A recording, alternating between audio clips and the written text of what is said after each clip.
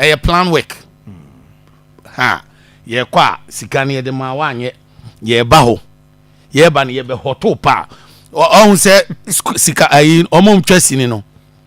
of the scene as om kan say om twa ya we bi nkomo om di wa akire behind the scene and na ade a me yo pa na we he me wo no ma ye ni nyina ne me de fa pa fa where didn't know where you do eto omo ba no contractor ne afre ne nkran masa adwuma nkrofo ka ho asemu ne ye be hoto as politician na adwuma obaye no nti wo pa de obaye ansa wo so be pachew ene no wo koye se masa tizania wo so kan ye no wo ye wrong se masa na mo wo ni abra wo ye mama misika na menye ye ana sika na ene se eno ana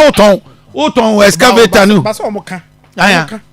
omka kire wo amzo omaka bia che politician bi da na say dru baby na say wo mu sika no mo tia na ma they have a way omoka no one way they have a way omoka na ne o si minister gina wanim press for gina won ko so say wuntu ameka ana sika na de ma me enso so you need so wapon no ato sa o kat ayi your friend say compact one when na no aton ko nya adwuma nya bi those yen na de be ma ha nti me mom there Evans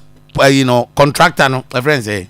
minister there okasa as a politician just to make the people know say wo mo ye bibi no many break contractors no so but wo no makasa wache to be honest minia on the other hand contractors no so nya de omoboaye that is why me ni uni ya adwen say e ho no both contractors ni aban ni nyina mo nka no kora nya dey enche